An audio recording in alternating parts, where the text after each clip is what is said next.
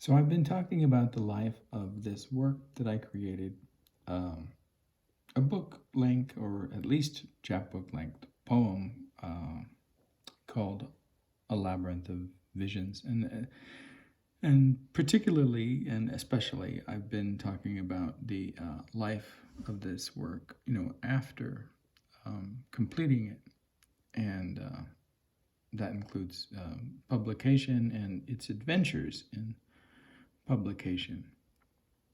So the second piece or the second publication, I should say, because the first publication was actually of 3 pieces from the cutting room floor of A Labyrinth of Visions, which I've talked about in a little SUNY literary journal, SUNY Albany literary journal called Off Course or Of Course. And the second publication from this work, or this process in working, was a section from A Labyrinth of Visions called The Vision of the Seeker. And this was an alphabet list for the most part, but it had been framed in some ways that expanded on alphabet list. And let's see, actually, I think I have my copy of it.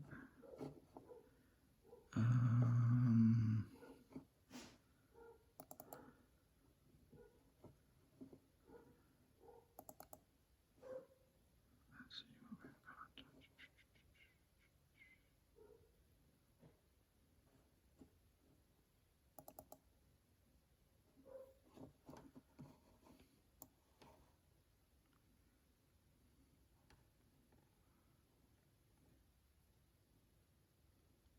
Okay, here it is. So at the outset, there's a section that sort of wanders into this this alphabetical list poem that's also one of these I poems. I am this, I am that, I am this. Many students of poetry will be familiar with this sort of list. And I had split the subjectivity between these yous and these I's, and this present and this past, but I didn't send to Golden Handcuffs journal the split version. I was already getting in enough trouble with my use of I didn't want to have to deal with that explanation. Let me see if oh, I think here's the beginning of the list. So a lot of it is this list, but actually there's quite a bit of material here that precedes the list. I don't know if all of this got placed in the version that ended up in Golden Handcuffs review or not, but it's very chironic. The focus is on Chiron, and then there's this long list of I ams. And the list was supposed to be dynamic in a certain way and filled with contradictions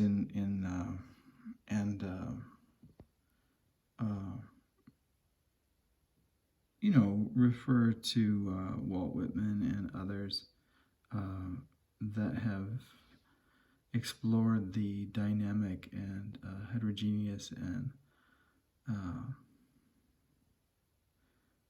complex and compound nature of the self and the expression of this multifold lyricality, right? So that was my version, and you can see there are no line breaks in the list poem. It just goes on and on and on and on. So that's what mine looked like. The life of the vision of the seeker in Golden Handcuffs review was fairly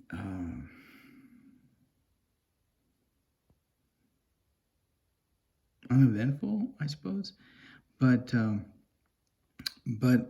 it was interesting getting it in there. Lou Rowan is the main editor of this particular journal, and I guess Jerome Rothenberg had suggested to him my poem. And the reasons for the suggestion were various, but I won't get into all of them here. But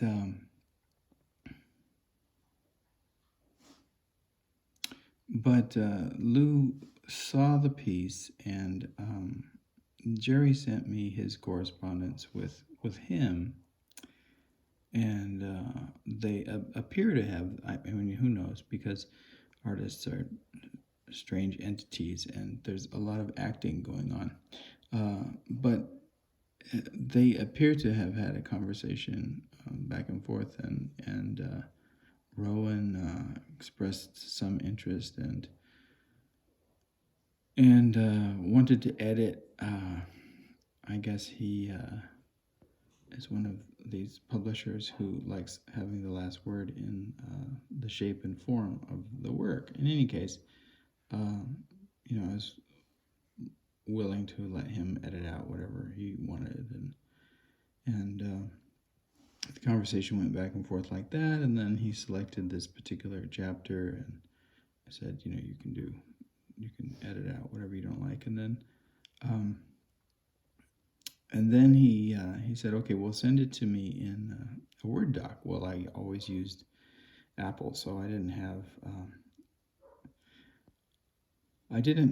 a high-end computer at that time that was good at making these kinds of translations,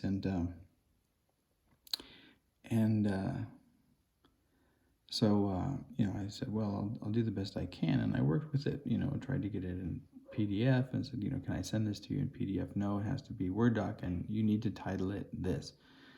So I titled it what he wanted it to be titled, and did my best to get it into Word doc. I checked the Word doc on my end, and it looked perfectly fine.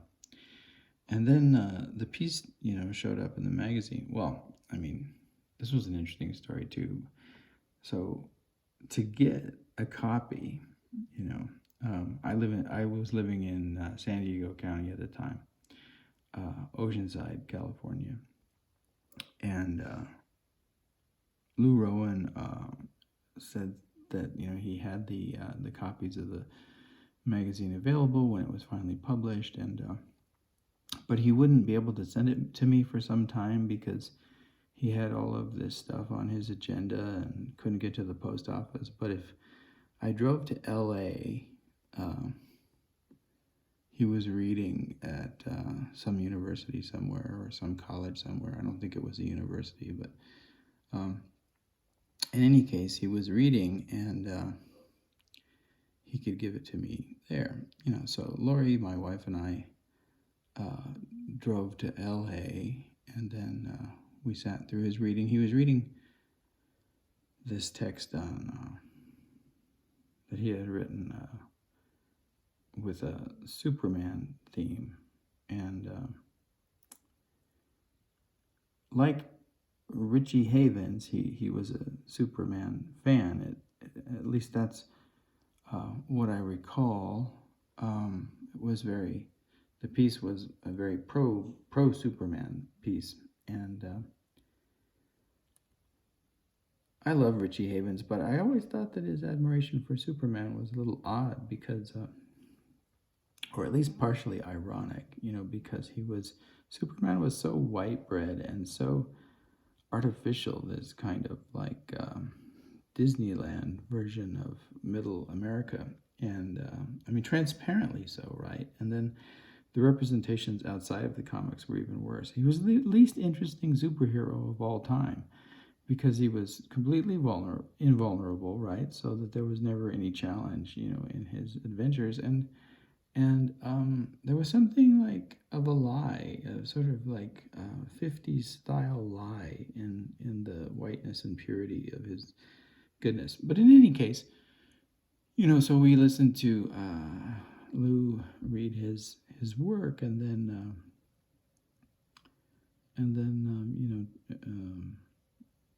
he when he was finished, talked to him a bit, and he gave us the journal, and then he invited us out, and he and a few friends did their literary, party thing, and that was that. And then I didn't look at the piece, I don't think, until we returned, home, and the first thing I noticed was that the line breaks and spacing were really bizarre, and certainly nothing that I had intended, and nothing that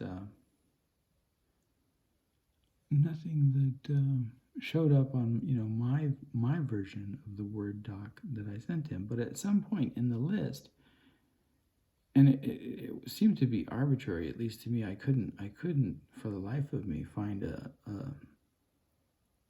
graphic justification for the breaks, but he began inserting, or his computers, perhaps, maybe he had an AI, maybe he had an AI named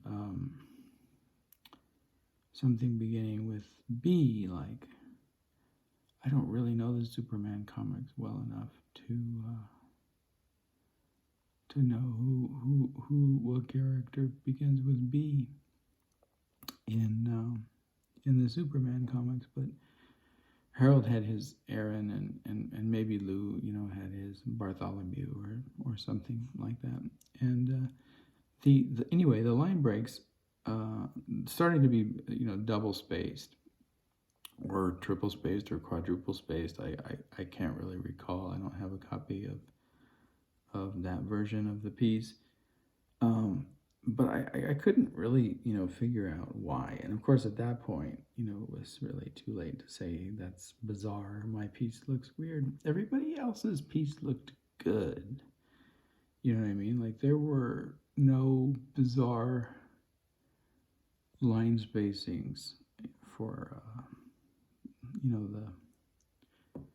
the more, let's see, what's the word that I want to use? The less problematically integrable members of the community seem to have reasonable line breaks. So I stood out, right?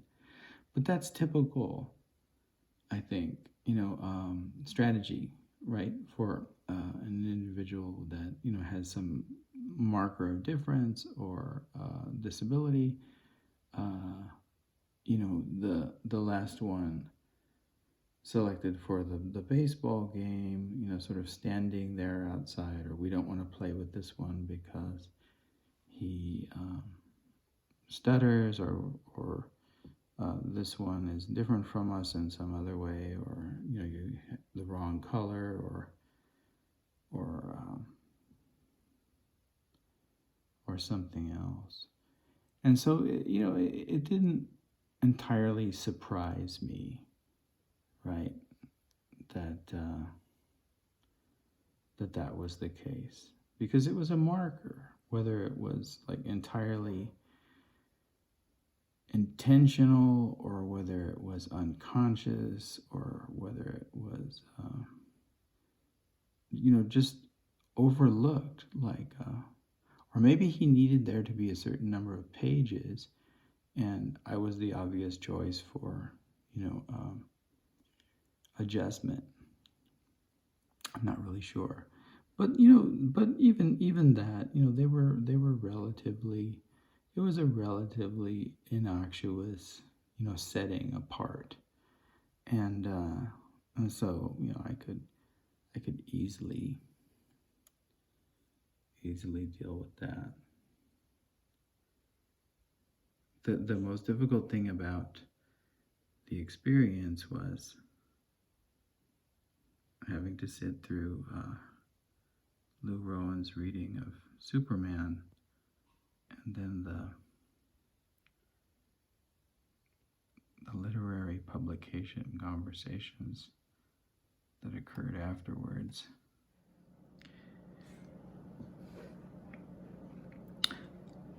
So this is an addendum really to the piece that I gave, and I had closed with, the difficulty of sitting through this reading of Lou Rowan's, and I had, failed to justify why that was really extremely difficult, but it was difficult because his piece was so extraordinarily offensive and particularly ableist that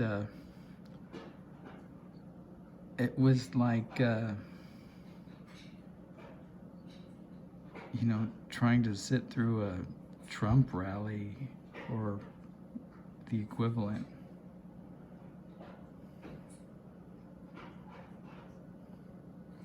And particularly because, both my wife Lori and I, had done such extensive work in social services, trying to defend, the rights and interests of individuals, with differences. Rowan's oblivious, ego-aggrandizing, Superman reading was just darkly nauseating.